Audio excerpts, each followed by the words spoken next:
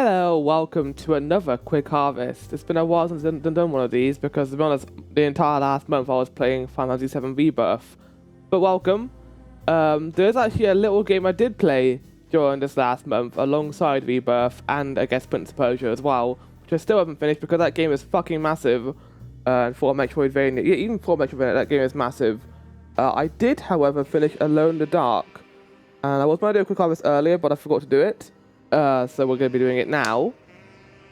This is a little game made as a remake of the original Alone in the Dark, but I wouldn't say too much of a remake. It's more so just a reimagining of it, because apparently the story is very different, and so is the actual gameplay itself.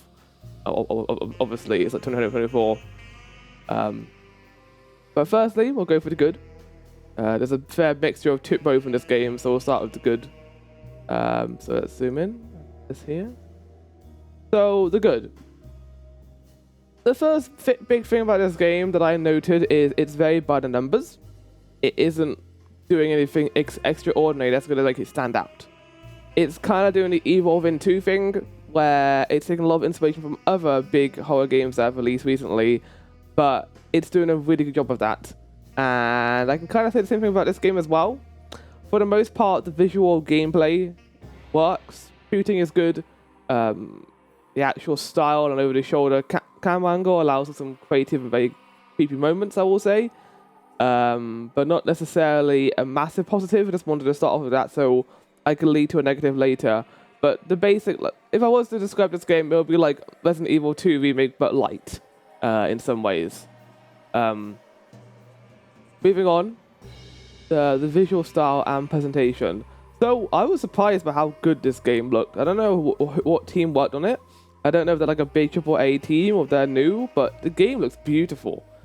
The fidelity of a lot of the objects in the game and the actual style of the graphics is beautiful to look at. And it actually leans towards a more Silent Hill-esque design than Resident Evil, which is one thing I kind of praise this game for. Despite being very by the numbers, it does have its own tone and setting, kind of more of a detective noir and kind of jazz and a lot of mystery involved in the story rather than shooting and massive meat monsters. There are still meat monsters in this game, but you know, the presentation of it is still good. And some of the monster designs are actually really good, especially the Dark Man, who I'll get to later. But moving on for visual style, we also have the voice acting and motion capture. I didn't know until after I played the game, but they did actually get David Harbour to voice one of the main characters, Edward, the character Edward. And I was surprised by this. I don't know how they did that, but that was awesome. I should have known about that by going into this, but yeah. I just thought they got his facial capture and that was it, but no, he actually voiced the entire character, which is great. I did not, however, play the other campaign. It kind of does the Resident Evil 2 thing where you play as 2 different characters, which to be fair, Alone in the Dark did as well after a certain point. But yeah, I played that. It was good. I did Edward's storyline. I had no interest in the other storyline for the most part, but hopefully it was good as well. We'll see. Well, if I do decide to do it, probably not. But I'll watch someone else do it maybe. But yeah, motion capture and voice acting were good. On the same level as Capcom's voice acting and motion capture, I think. A lot of good scenes in that regard. I can't really argue for the story content, but at least it looks nice to look at. So some puzzles. There are some puzzles in this game that are really cool. A lot of puzzles involving codes and combinations of like little sequences that you have to look at and try and cross-examine. I really like those puzzles. There was one in a bedroom where you have to kind of cross-reference a number grid with these alchemical symbols. That was really fun. A lot of like good hint puzzles where you have to read lore and find out more about the story from there. It worked out quite well. There are exceptions to this, and I'll get to that later, but for the most part, the puzzles in this game were better than some ones in Resident Evil. Like, Resident Evil just kind of goes away from puzzles after a certain point, but the ones in this game were still pretty damn good. I enjoyed them a lot. But yeah, so that kind of moves on to vast quantity of lore and heightened graphics. If there's one thing this game has over any other survival horror, it's the lore and the item graphics. There is a lot, and I mean a lot of lore in this game. You get given a heap ton of information. Luckily, the game voices it for you, but I don't necessarily love that because for the most part, when it comes to lore in menus, it kind of breaks the pacing for me a little bit, having to read through all of that, as opposed to experiencing the game and the story or stuff for like 5 minutes, listening to all this lore, and then getting back to the story. It kind of takes it out the horror a little bit in some ways, so I'm not a big fan of those sorts of things. I'd rather be able to voice it myself. You can turn off the dialogue, but I do feel like I'm inclined to listen to it because they put a lot of work into having people voice it, which is cool. It's not my cup of tea. So there's that. Next is the chasing with the Dark Man. So I kind of struggled to find individual parts of the game that I enjoyed particularly. But there is one part I did like, which is where you're in this giant, beautiful library in like the dream world, in the otherworld location, and you get chased by the main antagonist, the Dark Man. And it's surprisingly tense. There's a lot of moments you can't just like run away from him. You've got to like sneak past bookcases and some really creepy and disturbing imagery, like where if you try and shoot the Dark Man, instead Edward puts the gun to his own head and he starts screaming. That is really fucked up, and I kind of love it. I wanted more of that in this game, and yeah, it made the actual encounter with the Dark Man kind of terrifying, and probably the best part of the game in my opinion. Wish there was more of it, to be honest. But yeah, that whole library segment was really good. And then, like, after the game went to its ending, which I thought was the end, there was a twist. Spoiler warning for Alone in the Dark. Big spoilers, I guess. We'll move down to the next column after I'm done with them. But there is a thing that happens at the end of the game where you think you're done, and you talk to every single character you've met to that point. There's one area. And then they proceed to do a ritual to try and summon their tree god. And these characters weren't like, you know, you're already in an asylum, so you assumed they weren't great. But you didn't assume they were completely insane. No, they try and hang a little girl, and it's fucked up. And luckily you're able to save her in time. But yeah, that was a surprising twist I wasn't ready for. I felt like everything was building up to that point, and it kind of went off pretty well. I was surprised by how brutal it was, especially all the character deaths in that moment as well. I can't say anything about the final boss, but I like the twist. It was cool. Now moving on to the actual bad. So, as you notice, there was a lot of me saying, and now moving on, because, yeah, we've got a few bads to get through. It doesn't look like a lot, but there's quite a bit to talk about here. So, Resident Evil 2, I love it. But that game has stigmatized horror games for the next fucking, like, 20 years.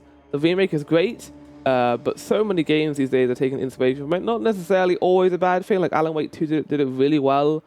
But things like fucking Stray Souls or other indie games that think, oh, this is a simple way of doing it, or just do it this way. And it's a blueprint you can follow, but there's a reason why it worked in RE2 make, because there's a lot more substance there than just over-the-shoulder creepy things occurring.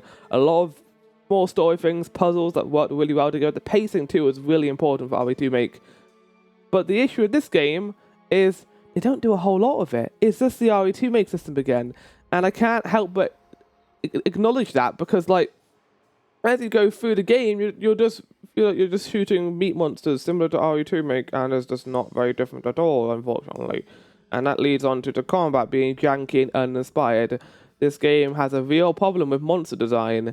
The monsters don't look awful. There are unique varieties of them, but they do end up just kind of being meat bat, meat sandworm, meat giant enemy with like a meat appendage. There's no uniqueness to it. It's just these like kind of unnamed monsters that don't really have any style to them at all. They're just there. It's not the Silent Hill thing where where the designs disturb you and are purposely like that. It's just kind of obtuse. And I'm not a big fan of that. Even then, the combat is very janky. There's a mechanic in the game where you throw things and distract enemies. But the way it works is you can't hold it in your hand and then aim. You have to throw it from the position your camera is in when it's on the ground. So the enemy has to like realign yourself. Sometimes it just hits the wall and it just smashes immediately and you get like immediately disturbed. Oh yeah, by the way, there's stealth in this game. I wouldn't suggest doing it because it's entirely pointless. You can't just run past everything, but there is stealth in this game. In terms of survival horror, this game also struggles because I never feel that there's a need for it. The story and the lore feels that the game's emphasizing. Yeah, like, it's a constant war of the actual gameplay. Like, you'll find out all this interesting lore about the characters and getting these cutscenes, and then suddenly, boom, you're in a giant, like, haunted ship, and you're just fighting bat monsters, like, for about 30 minutes. It's like, it doesn't there's no, like, connecting thread. It's just, it's creepy because Darkman. I wish there was more to it than that. It's not like a zombie apocalypse is breaking out in Raccoon City or something. It's just, you're going to an area where there are going to be meat monsters. Moving on. Anyway, some puzzles are way too obtuse or too simple. There are slight puzzles in this game, but start the simple ones, and they are very simple. It's just match the colors and make it. It works, but it feels like just kind of a waste of time. There's no thought behind it. It's just look at this image and how do you make it. There are some better ones. Like there's a puzzle where you need to put all these shapes together in the right orientation. You do have to rotate some of them as well, but again, it's just like doing like a crossword puzzle. It's like, yeah, okay, or word search puzzle maybe. And it's just like, oh, okay, I'll get it done. No, like, actual, like, brain tingling, like, things occurring. It's just you're putting it all together, and it's like, oh, okay, well, that's what it looks like. I like the puzzle with the portal with the compass. I thought they were well done for the most part. But there are puzzles as well in this game that are way too obtuse. There are points where you have a map on the wall of Louisiana, you're staring at it, and you're trying to work out, how do I get in this safe? And they give you a little hint saying, oh, it's blah, blah, blah, blah, blah, blah, blah. And you're trying to work out the solution for it, and you just cannot find it, because there's a giant map on the board, which I assume the game wants you to look at, which you're meant to work out the solution for that. Even then, the safe puzzles themselves are very weird, because they didn't work like actual safes. You're meant to go left, right, left. Some didn't even tell you the direction you had to go to first, so it just ended up being very confusing in that regard. So I wasn't a big fan of those sorts of puzzles. Moving on, story is way too slow. I like a good slow-paced story, but that does not work for a survival horror game, I have found. Silent Hill, it works because it's not survival horror for the most part. You get given shit tons of ammo in those games.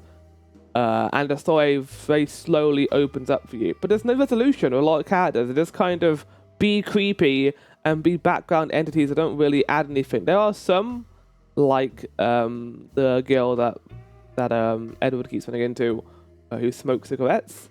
Like, she was alright, and apparently I don't think she was the one to die, but someone definitely died in the game, but the game never really, like, focused in on it.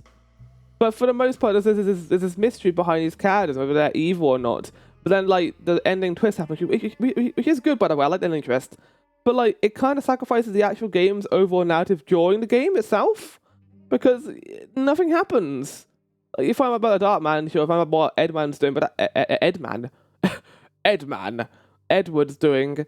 But, like, I have no real motivation for following through the story, because there's just nothing going on. But the mystery of the Darkman is not interesting enough where I need to continue listening to it, and it just end up going to all these different places. Some generally interesting story, and the dialogue is at least good. I can get by the script is not bad, but the mystery is just so, it's the only thing they focus on, and sure, that's the whole game's idea, is focusing on a mystery, but I kind of wanted more from that, and the characters in it. But yeah, that's just my opinion on the story, and doesn't really go anywhere until the absolute end of the game, basically. And then the final thing is force overworld seconds. I do not mean like where you go to the different realms and the cities and the mist-covered swampland. I mean in the game where they suddenly put you in like a creepy room that is identical to the room you're currently in. For the first time, it was kind of creepy. But then it became annoying. It became a thing of, oh, good, I'm here again. Oh, now I need to work out how to get out of this room. And then finally, I'm free again. That was entirely pointless. It went nowhere.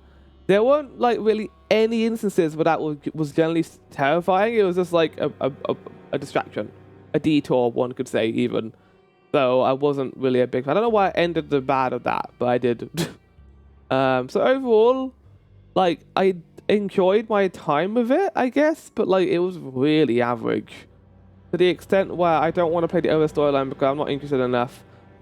For people who like the lore, and I'm sure there are people out there who do like it, I wasn't really invested in the story because the actual main story wasn't interesting, so I just found the lore to be a bit of a nothing burger. It was good though. I'm hoping that other people enjoy that more than I do, but for the most part, I just couldn't really get behind it. And while the voice acting and presentation were good, for the most part, I can't really give it a score higher than average, which is 5 out of 5, 5 out of 10, in my opinion. So that is kind of my stance of this game. I don't hate it.